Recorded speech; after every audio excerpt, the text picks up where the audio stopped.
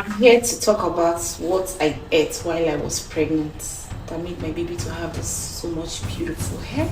Y'all be posting pictures of your newborn's placenta perm talking about my baby got good hair.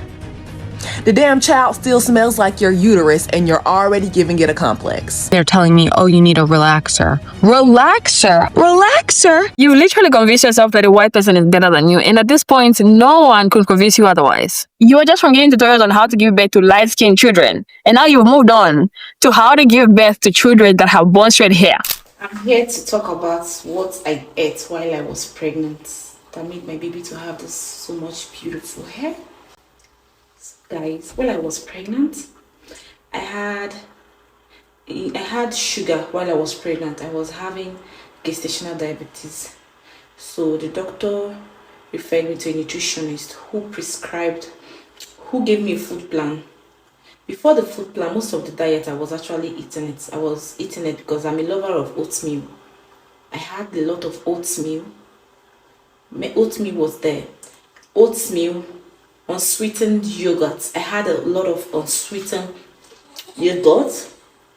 I had what's it called? I had pomegranate, a lot of veggies, a lot of fruits. I had water, a lot of water was incorporated.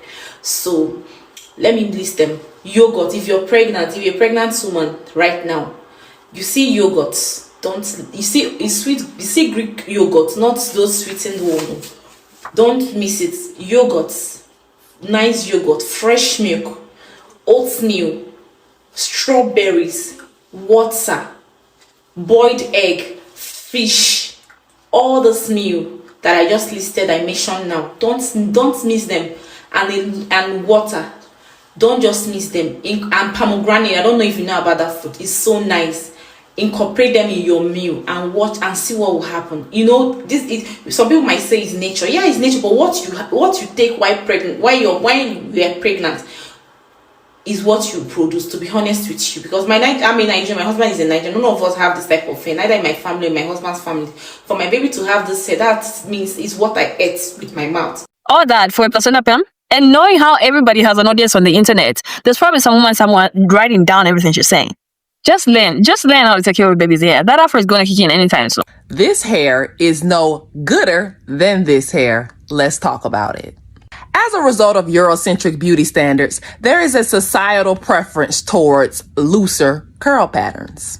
This is known as texturism. Now, I have locks, but my hair would be categorized as 4C. My shit is healthy, durable. I done lost my edges a few times. They always came back. Oh, bashata. But I will never be seen as having good hair by those in my community because mine is not wavy or fine enough. Now, thankfully, my mother provided enough positive reinforcement to where I never felt no way about it. Shout out to Tammy. But even as a child, I recall hearing derogatory comments from other Black people about nappy hair. Y'all be posting pictures of your newborn's placenta perm talking about my baby got good hair. The damn child still smells like your uterus and you're already giving it a complex. Texturism is the reason why we have to fight to wear our natural hair in certain spaces. It's also the reason why some Black women chemically alter their hair texture. So y'all, if your hair is healthy, then it's good, regardless of the texture. And even if it ain't healthy, you're doing your fucking best, okay? Your mama shouldn't have permed your hair when you was little. I think let's just try to make sure that we love ourselves before we go on to have children, that also require that they are loved just as they are. Because when that child's out for finally keeps saying, this woman wouldn't know what to do with it. Or she simply would not even care to learn to begin with. So what then becomes the next logical step when you can't do it, your child is too young to do it? You hire somebody else to do it for you. There's nothing wrong with that, except you hire somebody that doesn't care about your baby's natural hair like any normal person should. And because you yourself couldn't care any less, you sit there and watch, waiting to pay for your own child's physical abuse.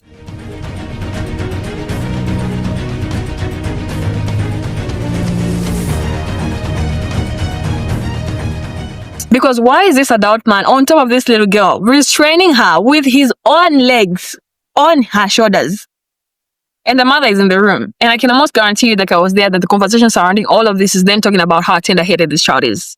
But tell me why somebody wouldn't cry when you're yanking their hair from their roots. This man is not trying to detangle It makes logical sense. If you want to get something that is at the bottom of a pile of other things, you would have to remove the things on top to get to it.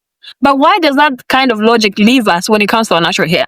Why would you start detangling the last knots at the bottom, leaving everything on top? And when these kids grow up with hair dysmorphia, you want to act shocked? Why? When you literally made it seem like everything associated with their natural hair was meant to be punishment.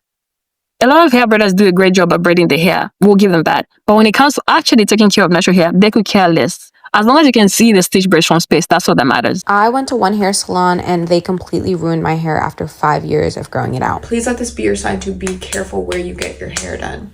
This is the story of how a hairstylist broke off all my hair, and we even have some video to reminisce. For reference, this was the most recent picture that I had. This is how thick my hair is. A couple months ago, I went to South Africa. After 2 weeks, my hair just wasn't holding up, and I decided to go to a salon. I stopped going to salons a long time ago, and I just knew that I didn't want to do it, but my hair was a mess. So I find a place on TikTok, I go in, get my hair taken down, and then they wash it. This is where I noticed the first red flag, that they weren't washing my hair in sections. I have a lot of hair and they are massaging it like this, and I could tell that a rat's nest is building. And she's talking about, wow, you have such nice hair, da da da da da.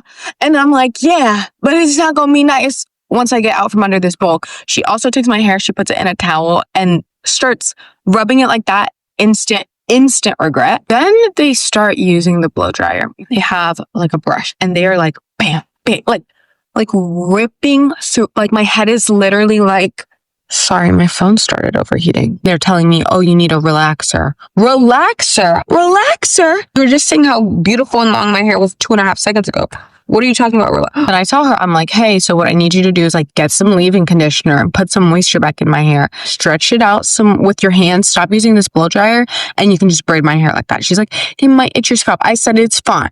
She does that for maybe like 5 to 10 minutes and then goes back to ripping my hair out of my head with a rat tail comb. I have work in 6 hours. I need my hair done. I can't just like leave. So they just like continued ripping it out. I was crying. Truly worst experience of my life. And the sad part is that it looks really good. And in fact, it looks better than my hair right now. But yeah, that's what happened, whatever. And I'm not showing you this to throw my people under the bus. I'm just showing you to say that while people may be good braiders, they actually do not care much about the natural hair that grows out of your head.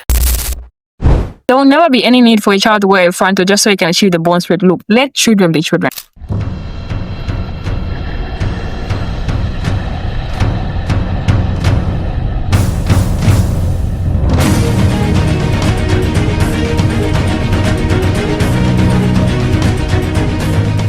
And the fact that you turn this into competition is quite sickening, because what do you mean that other babies are crying due to their frontal installation while yours sits pretty like the big lady that she is?